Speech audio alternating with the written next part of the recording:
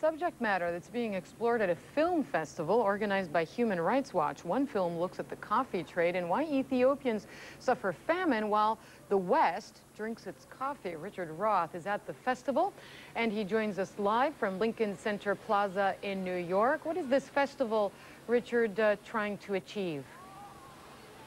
Well, it's the struggle for human rights in countries and situations around the world, heroic stories, but a lot of misery that does not get covered as much by mainstream media and by governments.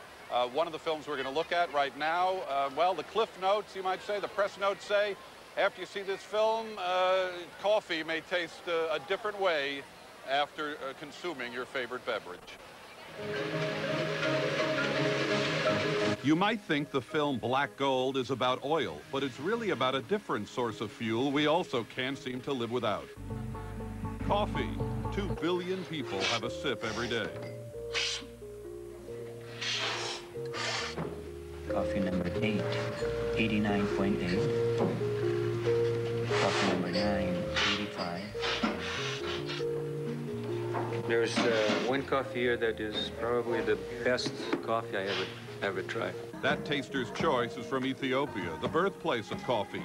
But Black Gold reveals the farmers in Ethiopia do not see the major benefits. And I think the film does, in a very strong way, ask us as audiences and as kind of global citizens, maybe we need to put things in a little more perspective here and what's really important.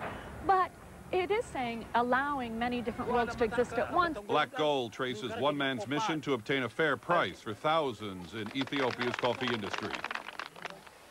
With me now is Nick Francis, co-director, producer of Black Gold. But what's wrong with coffee? What did your film reveal? Black Gold tries to show who's winning and who's losing in the global coffee trade, and the massive disparity between the corporations who dominate the industry and the millions of coffee farmers who are bankrupting themselves by virtue of not being able to get a fair price for their coffee. There are some amazing juxtapositions in this film, from women who are picking coffee beans and an international barista contest thousands of miles away. Let's look. The workers here are getting $4.50, which is less than half a dollar a day.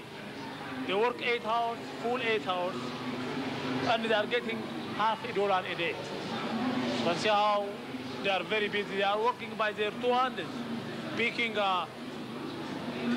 poor quality coffees.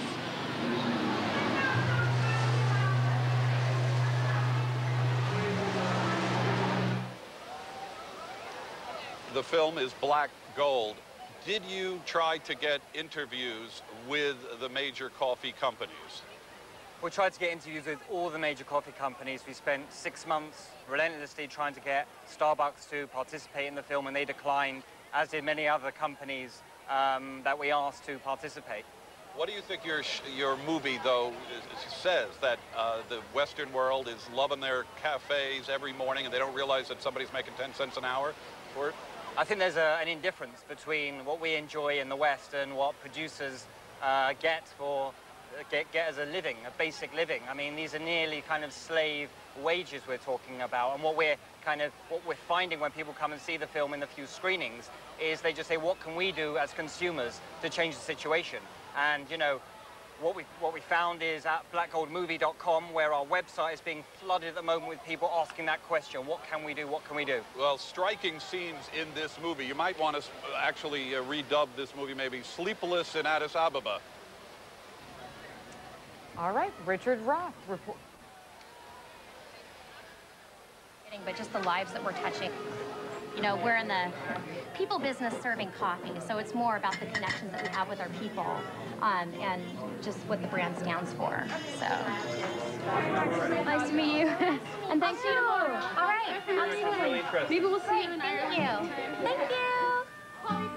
Thank you. Another clip from Black Gold. It is seen that's the first Starbucks. Everybody is so happy there.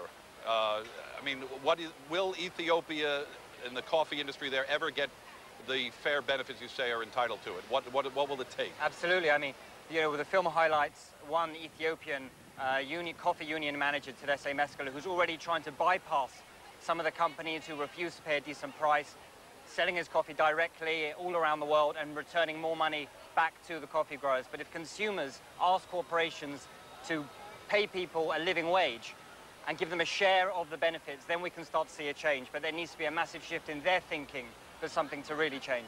Nick Francis, co-director, co-producer, Black Gold, here at the Human Rights Watch International Film Festival here on the Lincoln Center Plaza. Hala, back to you.